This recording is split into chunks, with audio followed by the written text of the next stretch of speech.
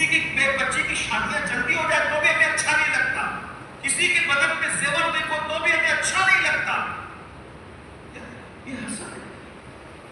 اور حاسد کسے کہتے ہیں؟ اللہ دے رہا ہے وہ جل رہا ہے، حسد کرنے والا اللہ پہ اعتراض کر رہا ہے. اللہ پہ اعتراض، ارے جو مجھ پہ اعتراض کرے بتا وہ میرا دشمن ہے کہ نہیں، اور جو اللہ پہ اعتراض کرے وہ اللہ کا دشمن ہے کہ نہیں. حسد کرنے والوں تم تو اس کو گناہ بھی نہیں سمجھتے، اور وہ کہہ رہا ہے حسد کی وجہ سے میری زبان پہ کلمہ نہیں آیا، میں کافر ہو کے بنا. حسد میں ڈوبا ہے پورا سماج، ڈوبا ہوا ہے الا مشکل. اگر حسد نہیں ہے اس سماج میں تو جادو کیوں بڑھ رہا ہے مسلمان، سحر کیوں بڑھ رہا ہے مسلمانوں میں، ایک دوسرے میں مسلمان کیس کیوں کر رہے ہیں.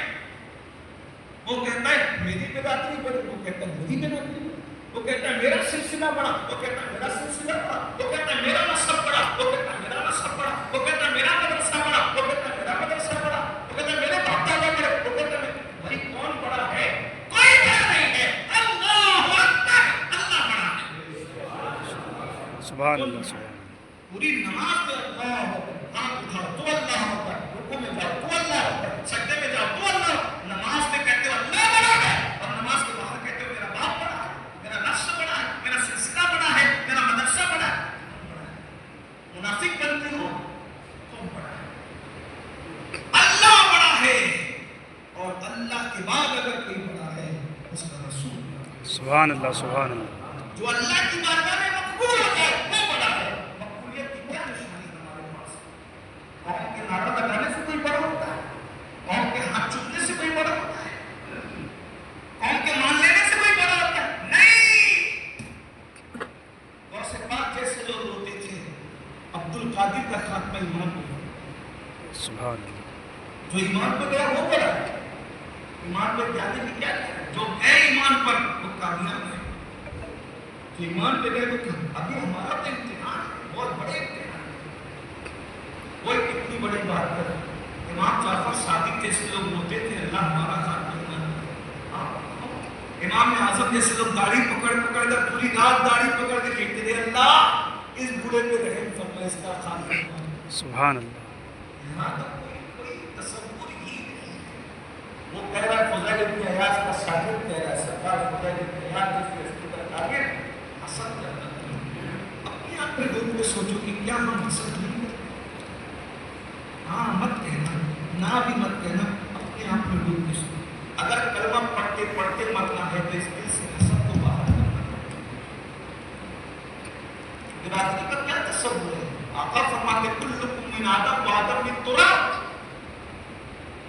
تم سب آدم سے پیدا ہوئے اور اللہ نے آدم کو مٹی سے پیدا کیا. کیسے بڑے چھوٹے ہو گئے آپ؟ ایک باپ کی اولاد ہو، آدم کی اولاد، کیسے بڑے چھوٹے؟ آپ بڑے ایک بنیاد میں ہو سکتے ہو. ان اکرمکم عند اللہ اتقاکم. جو اللہ سے ڈرتا ہے وہ اللہ کی بارگاہ میں سب سے زیادہ عزت والا ہے. لیکن ڈرتا کون ہے؟ یہ فیصلہ تو قیامت میں ہوگا. یہ فیصلہ تو قیامت میں ہوگا. حسد ہے ہمارے اندر، اور حسد کے ایسے دل ڈالا ہے کہ کسی نے کم کسی نے کم. حسد کا علاج بتا دوں. جب دل کسی سے جلے نا تو اس نفس کو پیروں تلے کچھ لو، یہ جلنا چھوڑ. جس نے جلتا ہے اس کے لیے دعا اللہ اس کو اور ترقی، اس کو اور ترقی. یہ جلنا چھوڑ. جس کے لیے دل میں حسد ہو، نفس جس سے جلے اس کی عزت کرو، اس کی تکریم کرو، بات کرو، اس کو تعریف کرو. نفس جلنا چھوڑ. حسد سے نکلو. آقا علیہ السلام فرماتے ہیں حسد نیکیوں کو ایسے کھا جاتا ہے جیسے آگ لکڑیوں کو. بات لمبی ہو رہی ہے کہ ایمان کی طرف آتا ہوں. بات ٹائم میں ختم ہو گیا لیکن میں اپنے ایمان کی طرف آ کر کی بات ختم کرتا ہوں. کیا کہا اس نے؟ پہلی چیز میں چغلی کرتا تھا، دوسری چیز میں حسد کرتا تھا، تیسری چیز مجھے ایک ایسی بیماری ہو گئی تھی جس کا علاج کسی حکیم کے پاس نہیں تھا. ایک عیسائی حکیم نے مجھ سے کہا کہ تیری بیماری کا علاج تو کسی کے پاس نہیں ہے، لیکن اگر تو سال میں ایک مرتبہ کٹورا بھر کے شراب پیے گا تو بیماری ختم تو نہیں ہوگی، بیماری کنٹرول میں رہا کرے گی. بس میں چپکے سے سال میں کٹورا شراب پی لیتا تھا. یہ 3 گناہوں کی وجہ سے ہمارا کافر ہو گیا.